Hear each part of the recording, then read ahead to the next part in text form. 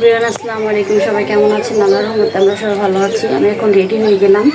আজকে আমি যাচ্ছি হচ্ছে গিয়ে আমার জারাতো বোনের বাড়িতে। আজকে আমার জারাতো বোনের ছেলের মুসলমানের হলুদের অনুষ্ঠান। সেই অনুষ্ঠানে যাওয়ার জন্য রেডি হয়ে গেলাম। এখন আমি চলে যাব। তারপর আমি বাসা থেকে বের হয়ে গেলাম। বের হয়ে চলে গেলাম আমাদের এলাকার সাদুর ঘাটে। সেখান থেকে আমি নৌকায় উঠে গেলাম। চলে যাচ্ছি আমার বোনের বাড়িতে। আমার বোনের বাড়ি হচ্ছে আমাদের এলাকার নদীর ওপার। তো শীতলক্ষা নদী পার হয়ে যেতে হয়। এই হচ্ছে আমাদের প্রিয় শীতলক্ষা নদী। শীতলক্ষা নদী পার হতে হতে জীবনের অনেক স্মৃতি, অনেক কিছু মনে পড়ে গেল। একটা সময় আমরা প্রচুর আর কি শীতলক্ষা নদীতে আর কি নৌকা দিয়ে ঘুরতাম। এখন সংসার টংসার হয়ে গেছে, আসলে সময় ওরকম হয় না, এই জন্য আর কি যাওয়া কম হয়। আমার সাথে আসলে অনেকগুলা ব্যাগ ট্যাগও ছিল। তারপরে আমরা যে অনুষ্ঠানে আর কি গায়ে হলুদের অনুষ্ঠানে রাতে মাথায় ফুল দিব, সেই ফুলগুলো ছিল। এগুলো নিয়ে যেতে আসলে আমার অনেকটা কষ্টই হচ্ছিল। তারপরেও মনে করেন বোনের ছেলের মুসলমানের অনুষ্ঠান বলে কথা। তো মাঝপথে আমি আবার থেমে আমার বোনের ছেলের জন্য চিপস জুস টুস এগুলো হালকা পাতলা কিছু নিয়ে নিলাম। এরপর আবার আমি অটোতে উঠে গেলাম। ওদের এলাকাটা মনে করেন এত সুন্দর যা বলার মতো না আর কি। একটা গ্রামীণ একটা পুরো পরিবেশ, চতুর্দিকে পুকুর, ধান ক্ষেত, গাছপালা। যে যাবে তার মনটা অটোমেটিকলি শীতল হয়ে যাবে। বাতাস সব কিছু মিলে আলহামদুলিল্লাহ আমার বোন অনেক ভালো আছে, এটাতে আমরা অনেক খুশি। আর এরকম একটা পরিবেশে আসলে ও থাকতেছে, এটাও একটা ভাগ্যের ব্যাপার।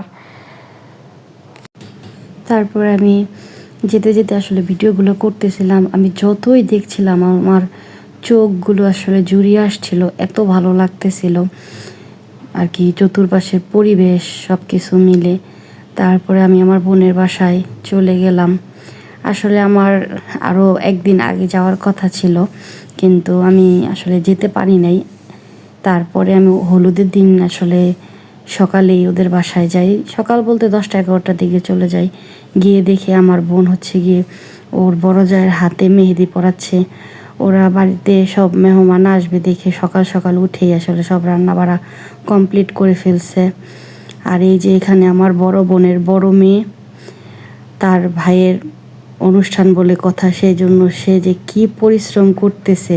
এখানে মাটির কলসিতে সে আলপনা করতেছে। এই কলসিগুলো নিয়ে পানি আনতে যাব আমরা সবাই। এই জন্য আসলে ছোট ভাই আদরের জিনিস, তো এটার জন্য সবাই আর কি চায় যে আমার ভাইয়ের একটা অনুষ্ঠান সেটা অনেক ভালোভাবে হোক।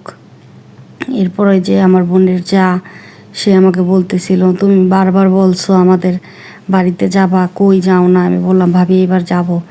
ভাবিদের বাড়ির কাছে আবার নদী আছে, ওই নদীতে ইনশাল্লাহ গিয়ে একদিন গোসল করব। এই যে এখানে আমাদের ইহাদের জন্য আলপনা করা হয়েছে, এখানে আমরা ইহাদকে গোসল করাবো। আমার বোনের বাড়ির চতুর্পাশে এত সুন্দর যা আসলে ভাষায় প্রকাশ করার মতো না। যদি আপনাদেরকে নিয়ে আসতে পারতাম, আপনাদেরকে দেখাইতে পারতাম, তাইলে আপনারা বুঝতে পারতেন। এখানে ওই দিন অনেক গরমও ছিল, রোদও ছিল, কিন্তু ওদের এখানে বাতাসও ছিল অনেক। আমি এখানে বসে বসে একটু চিল করতেছিলাম।